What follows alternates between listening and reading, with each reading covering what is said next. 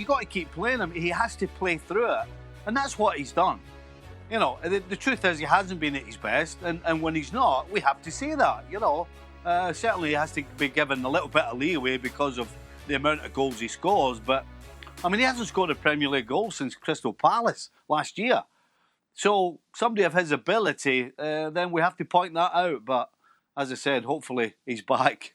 Frank, I imagine you'd prefer it if I didn't share what you text me after that second goal from Salah, but to say you were impressed by it.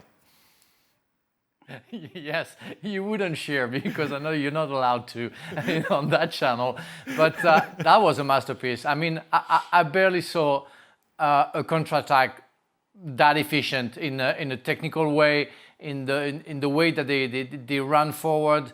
The pass from Alexander-Arnold and the first touch from Shaqiri was exceptional.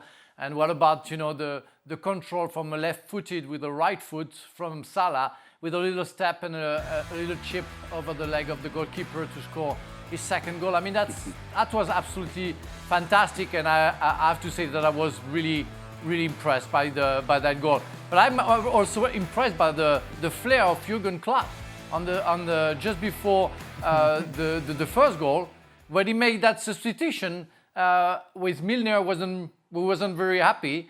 We saw a funny moment between the two on the side, where he made the changes. Milner wasn't happy. Then Jones, who just came on, gave the ball to Mo Salah. 1-0 for Liverpool, and a big hug from Klopp to Milner. That's kind of a flair. Stevie, is it as simple as if you can keep Salah in this form, Liverpool can push Manchester City all the way? Yes, I think we can. It's pretty obvious. We have to mention the problems they have with the injuries at the back, but the truth is they've actually been coping pretty well with it.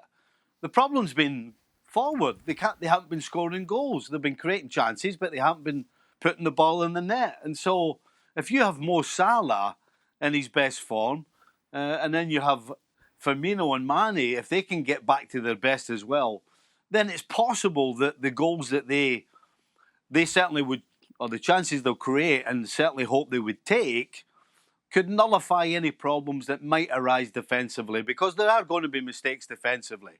They're not going to go between now and the end of the season without that. And so if they can get the shooting boots on that front three, then that would minimalise any sort of problems that are going on defensively. I think 11th is the closest that West Ham will ever get to being in the top 10 of your power rankings. Yeah, there's an opportunity, didn't they? Like, they could have pushed Liverpool, considering, as Stevie mentioned, all the injuries, but they just didn't do anything. I thought you meant missed an opportunity to get into my top 10, Dan, which I'm sure everybody involved with West Ham are really hurting about.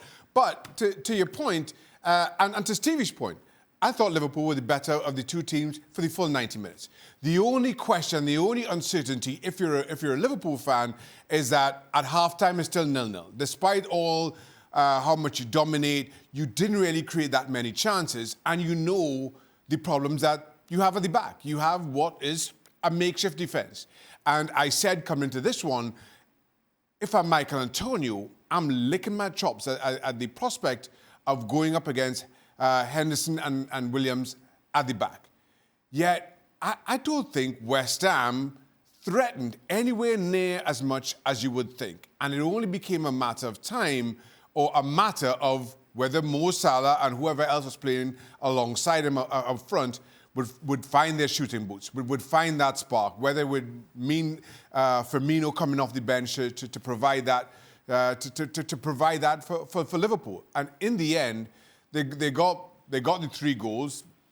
West Ham got a consolation, but it was no less than their football deserved from the first whistle, despite the uncertainty halfway through it. Well, thank you very much for watching ESPN on YouTube. For more sports highlights and analysis, be sure to download the ESPN app. And for live streaming, premium content, and let's not forget as well, ESPN FC 7 days a week. Subscribe to ESPN+.